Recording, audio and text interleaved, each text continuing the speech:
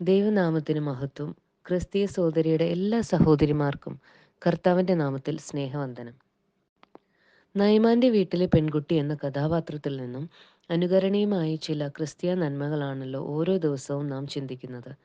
2 രാജാക്കന്മാർ 5-ാം അധ്യായത്തിൽ നിന്നും ഈ പെൺകുട്ടിയെക്കുറിച്ച് ഈ 7-ാം ദിവസവും തുടർച്ചയായി ചിന്തിക്കുവാൻ സഹായിക്കുന്ന കർത്താവിൻ്റെ നാമം വാഴ്ത്തപ്പെടട്ടെ. 2 രാജാക്കന്മാർ 5-ാം അധ്യായം 3-ാം വാക്യം നമുക്കൊന്നുകൂടി വായിക്കാം. അവൾ തന്റെ യജമാനത്തിയോട്, യജമാനൻ ശമര്യയിലെ പ്രവാചകന്റെ അടുക്കൽ ഒന്ന് ചെന്നെങ്കിൽ അവൻ അവന്റെ കുഷ്ഠരോഗം മാറ്റിക്കൊടുക്കുമായിരുന്നു എന്ന് പറഞ്ഞു. ഈ വാക്യത്തിലെ ഒരു പ്രയോഗം ഒന്ന് ശ്രദ്ധിക്കാം. പ്രവാചകന്റെ അടുക്കൽ ഒന്ന് ചെന്നെങ്കിൽ. നയമാന്റെ ബുദ്ധിമുട്ട് മനസ്സിലാക്കുകയും ആ കുടുംബത്തോട് സഹതപിക്കുകയും അവരുടെ നന്മ ആഗ്രഹിക്കുകയും ചെയ്ത ഈ പെൺകുട്ടി ചെയ്ത അടുത്ത കാര്യമാണ് ഈ പ്രയോഗത്തിൽ നിന്നും വ്യക്തമാകുന്നത്. പ്രശ്നങ്ങളെ പരിഹരിക്കുവാനുള്ള ഈ പെൺകുട്ടിയുടെ കഴിവാണ് ഇവിടെ പ്രകടമാകുന്നത്. കുഷ്ഠരോഗമെന്ന നയമാന്റെ പ്രശ്നത്തിന് ഒരു പരിഹാരം ഇവൾ നിർദ്ദേശിക്കുകയാണ്. ഒരു പ്രശ്നത്തെ എങ്ങനെ പരിഹരിക്കാമെന്നുള്ളതിന് കമ്പനികളിലൊക്കെ ഒരു നടപടിക്രമമാണ് പൊതുവായി പഠിപ്പിക്കുന്നത്. 1. പ്രശ്നത്തെ തിരിച്ചറിയുക. 2.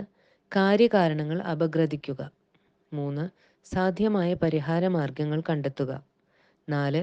ഏറ്റവും അനുയോജ്യമായ സൊല്യൂഷൻ തിരഞ്ഞെടുക്കുക. 5. തിരഞ്ഞെടുത്ത പരിഹാര മാർഗം നടപ്പിലാക്കുക. ഈ ചെറിയ പെൺകുട്ടിക്ക് ഇത്രയും കാര്യങ്ങളൊക്കെ ചെയ്യാനാകുമോ എന്ന് നമുക്ക് തോന്നിയേക്കാം.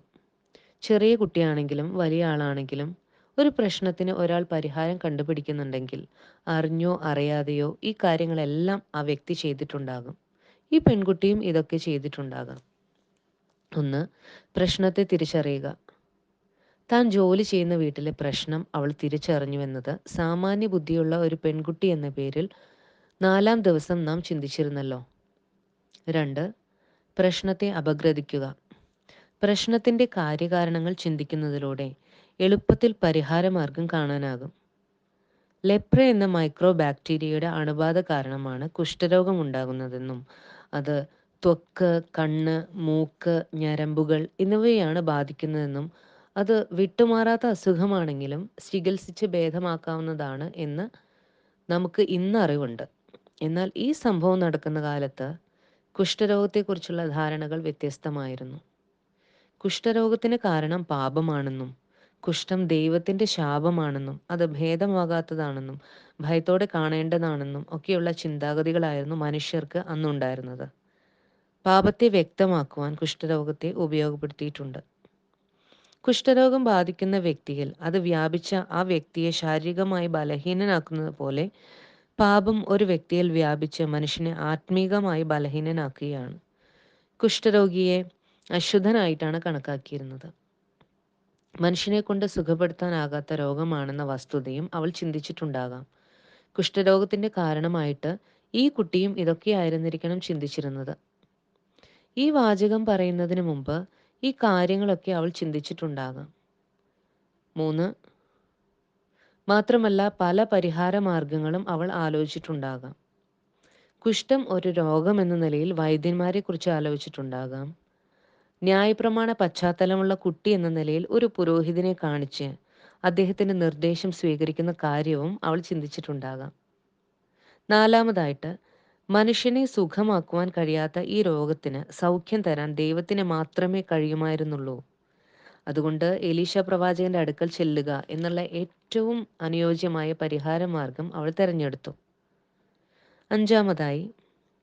അത് നടപ്പിലാക്കാൻ വേണ്ടി അവൾക്ക് കഴിയുന്നത് പ്രവാചകനെ പരിചയപ്പെടുത്തുക എന്നതായിരുന്നു. അത് അവൾ ചെയ്തു.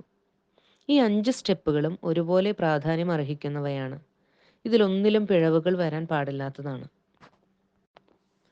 ഒരു കാര്യം പ്രത്യേകം പറയട്ടെ. ഏറ്റവും ഉചിതമായ പരിഹാര മാർഗം കണ്ടെത്തുക എന്നത് വളരെ പ്രധാനപ്പെട്ട ഒരു കാര്യമാണ്. നാം ആരംഭ ദിവസങ്ങളിൽ ചിന്തിച്ച ദേവദാസന്മാരോടുള്ള ബഹുമാനവും ദൈവവചനത്തോടുള്ള സ്നേഹവും ഈ കാര്യത്തിൽ അവളെ സഹായിച്ചിട്ടുണ്ട്. ഒരു ദൈവ പൈതൽ എന്ന നിലയിൽ ആത്യന്തികമായ നമ്മുടെ പരിഹാര മാർഗം ഏത് വിഷയത്തിലും ദൈവത്തിൻ്റെ ആലോചനയും പ്രവൃത്തിയുമാണ്. നമ്മുടെ ശ്രദ്ധയിൽ പല പ്രശ്നങ്ങളും വന്നേക്കാം. അത് രോഗം മാത്രമാകണമെന്നില്ല, പല നിലകളിലുള്ളതാകാം. എല്ലാ പ്രശ്നങ്ങളും സഹോദരിമാരായി നാം പരിഹരിക്കണമെന്ന് നിർബന്ധവുമില്ല. സദൃശവാക്യങ്ങൾ 26:17 ശലോമോൻ പറയുന്നത് ഇങ്ങനെയാണ്: നമ്മെ ബാധിക്കാത്ത പ്രശ്നങ്ങളിൽ ഇടപെടുന്നത് വഴിയെ പോകുന്ന നായുടെ ചെവിക്ക് പിടിക്കുന്നത് പോലെ എന്നാണ്.